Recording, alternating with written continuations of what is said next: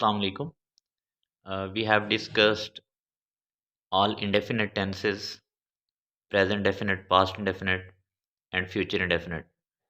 And today we are going to start a present continuous tense. आज हम जो है वो प्रेजेंट कॉन्टिन्यूस को डिस्कस करने जा रहे हैं। तो इसमें देखिए सबसे पहले time present and action is continuous. तो इनसे मिलके प्रेजेंट कॉन्टिन्यूस टेंस बनता है। तो इसको अगर हम डिफाइन करना चाहें तो इसकी डेफिनेशन ये होगी, when the action time and reporting time is same, कि किसी भी एक्शन के अंदर जो है उसकी दो चीज़ें काउंट की जाती हैं। एक तो एक्शन टाइम होता है और सेकंड उसका जो है वो रिपोर्टिंग टाइम होता है, उसके अकॉर्डिंग हमारा टेंस बनता होता है। तो पहली जो चीज़ है वो है एक्शन टाइम। एक्शन टाइम क्या है? प्रेजेंट। और रिपोर्टिंग टाइम क्या है? ये भी प्रेजेंट है। यानी जिस वक्त एक्शन हो रहा है उसी वक्त वो रिपोर्ट भी हो रहा है। लाइक हम ये कहते हैं कि लड़कियां हार बना रही हैं। लड़कियां बना रही हैं, बना रही हैं, इट्स मीन बताया भी अभी जा रहा है, रिपोर्ट भी अभी हो रहा है और ये एक्शन परफॉर्म भी अभी हो रहा है। इट्स मीन कि action time and reporting time is same, दोनों का सेम टाइम है। इस वजह से हम इसको प्रेजेंट कॉन्टिन्यूस करते हैं। When some action is continuous, is in progress at some particular time, and at the same time it is being reported, it is called present continuous tense. इसको हम ट्रांसलेट करने की कोशिश करते हैं। लड़कियां हार बना रही हैं, इसमें सब्जेक्ट जो है वो लड़कियां हैं, द गर्ल्स आर। इसके साथ हम जो है वो हेल्पिंग वर्ब क्या यूज करेंगे? Are making. The girls are making, लड़कियां क्या कर रही हैं? बना रही हैं। लड़कियां बना रही हैं, क्या बना रही हैं? आ नेकलेस, एक हार बना रही हैं। The girls are making a necklace, लड़कियां एक हार बना रही हैं। इट्स मीन के व्हेन एक्शन टाइम क्या है कि उसी वक्त वो बना रही हैं और रिपोर्ट भी उसी वक्त हो रहा है कि लड़कियां हार बना रही हैं। अच्छा, इसका स्ट्रक्चर की हम बात करते हैं। तो first of all helping verb किसी भी सेंटेंस के अंदर, किसी भी टेंस के अंदर मेन रोल प्ले कर रहा होता है। तो हेल्पिंग वर्ब इसका क्या है? Is am are. यानी अगर हम इसके हेल्पिंग वर्ब की बात करें कि प्रेजेंट कॉन्टिन्यूस में कौन से हेल्पिंग वर्ब यूज होते हैं, तो ये तीन हेल्पिंग वर्ब इसके अंदर यूज हो रहे होते हैं। सिंगुलर जितने भी हैं उनके साथ इज यूज होता है, ही, शी, इट, दिस, दैट, या कोई singular noun like a boy, a girl, a bird, इसके साथ इज यूज होगा। एम जो है ये आई के साथ यूज होता है और आर जो है ये प्लूरल के साथ यूज होता है, लाइक दे, यू, वी, या plural noun like boys, girls, birds, या हम इसको दीज और दोज के साथ भी आर ही यूज कर रहे होते हैं। इसमें वर्ब कौन सा यूज होना है? वर्ब यूज होना है fourth form of verb, mean ING form of verb. Okay, तो इसके अंदर helping verb is am are और जो इसका वर्ब है that will be ING form of verb, it's mean fourth form of verb. Sentence का स्ट्रक्चर क्या होता है? तो इंग्लिश का बेसिक सेंटेंस स्ट्रक्चर एक ही होता है और वो है subject verb object. Subject verb object. तो जब हमने इसमें कोई हेल्पिंग वर्ब जिस टेंस के अंदर होता है तो हम वर्ब से पहले जो है वो हेल्पिंग वर्ब लगाते होते हैं। सो इसी सेंटेंस को हम देखते हैं, जो सेंटेंस हमने ऊपर देखा है। तो इस फार्मूला पे इसको फिट करने की कोशिश करते हैं। तो सबसे पहले सब्जेक्ट है, सब्जेक्ट क्या आया है? The girls. ओके, उसके बाद हेल्पिंग वर्ब आना है। तो हेल्पिंग वर्ब चूंकि गर्ल्स प्लूरल है तो बताया कि प्लूरल के साथ जो है वो हेल्पिंग वर्ब आर लगना है, द गर्ल्स आर। ओके, उसके बाद आईएनजी फॉर्म ऑफ वर्ब है, वो क्या है? Making. The girls are making. उसके बाद ऑब्जेक्ट है, ऑब्जेक्ट यानी जिस पे काम हो रहा होता है, जो रिसीवर ऑफ एक्शन होता है। तो मेकिंग किसको बनाया जा रहा है? अ नेकलेस को बनाया जा रहा है। Okay, so in this way subject verb object को लेके और इसमें हेल्पिंग वर्ब को ऐड करके हम इसका जो सोल्यूशन निकालते हैं, इस सेंटेंस को हम यूँ बनाते हैं, they are making a necklace. इसके बाद इसके हम स्ट्रक्चर की बात करते हैं और इस पे ज़रा फर्दर हम डिटेल्स वगैरह वो देखते हैं। लाइक कि ये सेंटेंस जो हमारा है कि they are learning a poem, they are learning a poem, वो एक नज़म याद कर रहे हैं। ये प्रेजेंट कॉन्टिन्यूस टेंस का एक सेंटेंस है।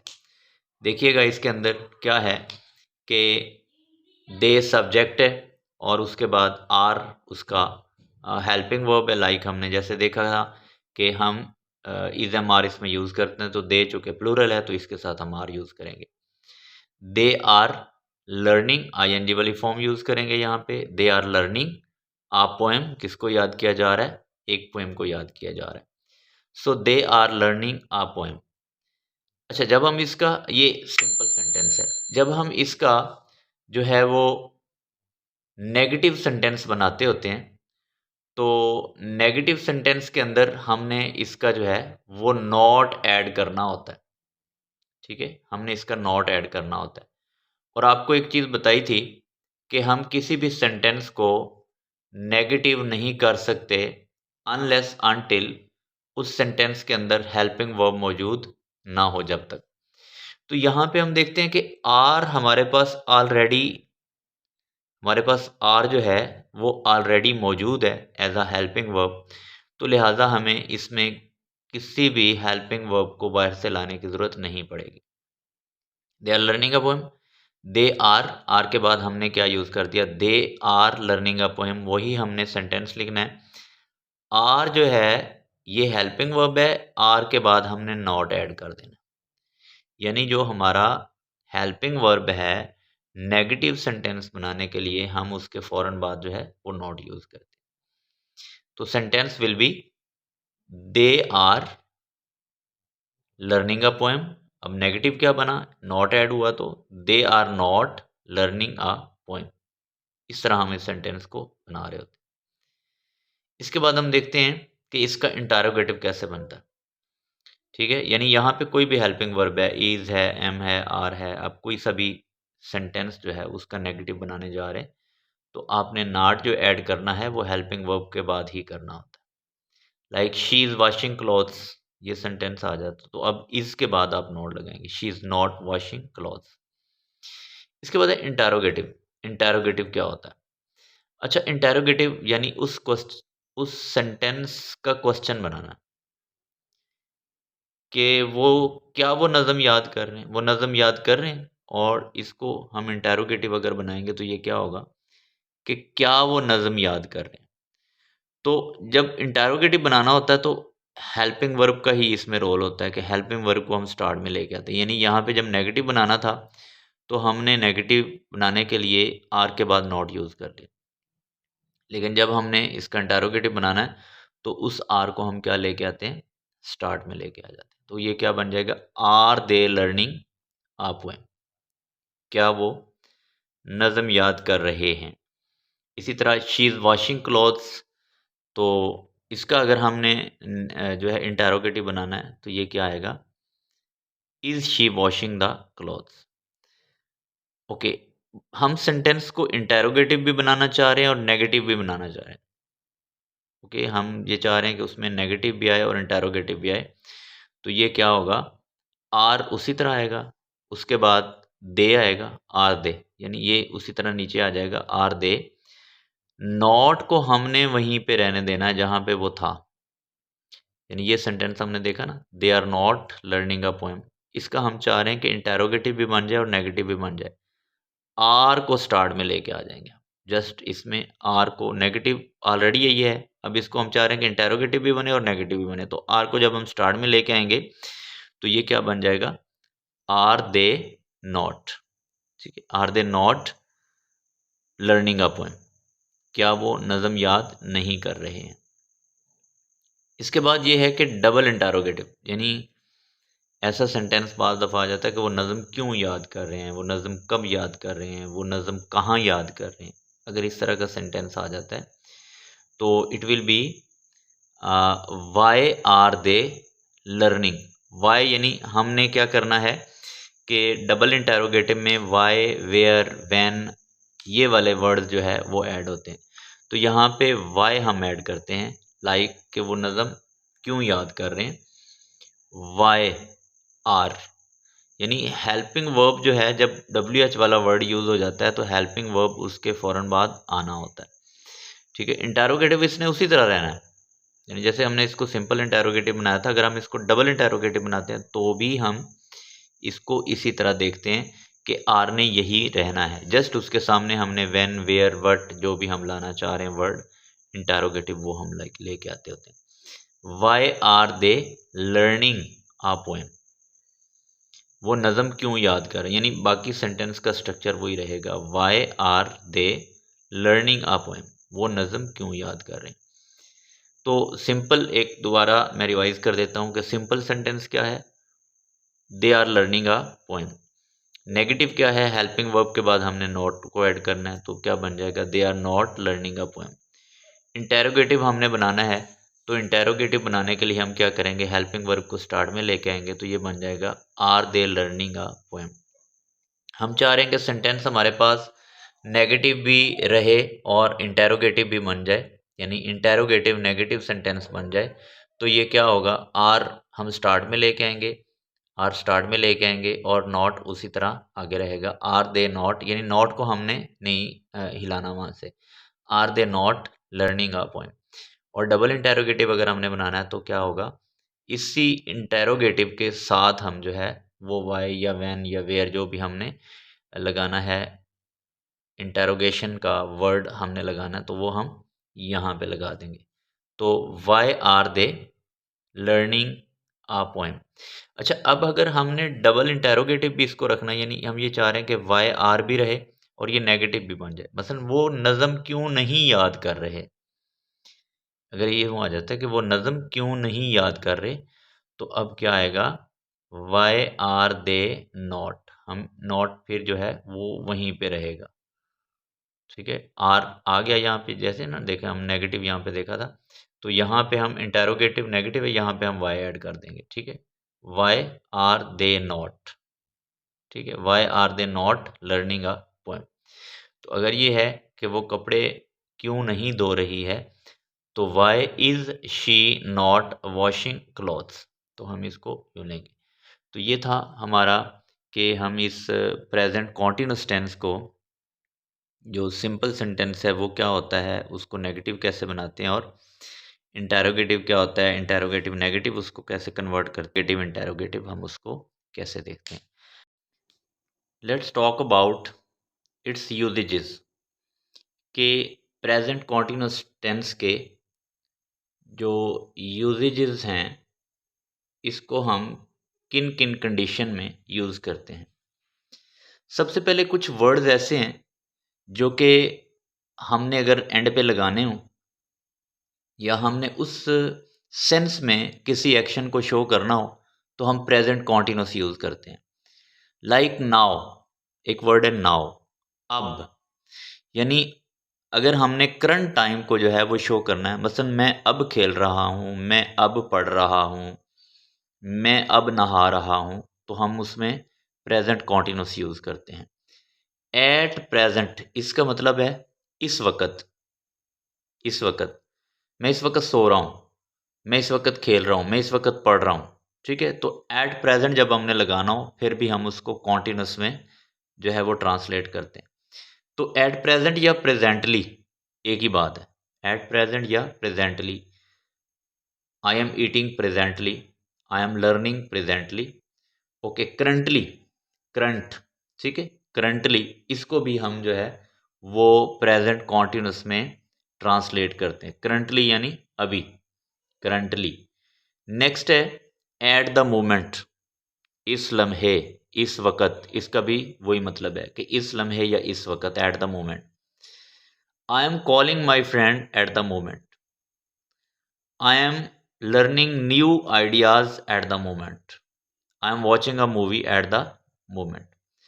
अच्छा, इसके बाद दीज डेज, इन दिनों में, मतलब हम कहते हैं कि मैं इन दिनों में एक नॉवल पढ़ रहा हूँ, मैं इन दिनों में एक किताब लिख रहा हूँ, मैं इन दिनों यूनिवर्सिटी नहीं जा रहा, मैं इन दिनों कॉलेज से छुट्टी पे हूँ। ठीक है, तो अगर हम ये लिखते हैं कि दीज डेज, इन दिनों में, तो क्या है, इसको हम प्रेजेंट कॉन्टिन्यूस में ट्रांसलेट करते हैं। Like I am reading a novel these days, I am learning new skills these days, और इसी तरह नाउ आर डेज, ये भी उसी सेंस में यूज होता है, नाउ आर डेज, आजकल। My father is writing a novel nowadays, आजकल मेरे बाप जो है वो एक नॉवल लिख रहे हैं। तो ये जितने भी वर्ड्स हैं, नाउ है, एट प्रेजेंट, प्रेजेंटली, करंटली, या एट द मोमेंट, ठीक है, ये जितने भी हमारे पास वर्ड्स हैं, ये सारे के सारे हम इनको क्या कहते हैं कि ये प्रेजेंट कॉन्टिन्यूस को शो कर रहे होते हैं।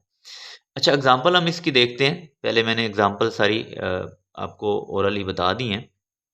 ये रिटन एग्जांपल है कि we are watching a film, हम एक फिल्म देख रहे हैं। वी आर वॉचिंग, हम देख रहे हैं, a film, currently, basically word क्या है, करंटली, अब we are watching a film currently, तो इसका मतलब है कि जब हमने करंटली जो है वो लगाना है कि इस वक्त, तो फिर हम उसके साथ जो है वो प्रेजेंट कॉन्टिन्यूस यूज करेंगे। अच्छा, इसके साथ मतलब I am watching, we are watching a film now, we are watching a film at present, we are watching a film presently भी हो सकता है, we are watching a film at the moment. ठीक है, और दीज डेज, मसलन आपको कोई सीरीज देख रहे हैं, ठीक है, तो आप वो दिन, मसलन उन दिनों आप वो काम कर रहे हैं, ठीक है, यानी एक एक्सपैंड काम होता है, उन दिनों पर मुश्तमिल मुहित होता है वो काम।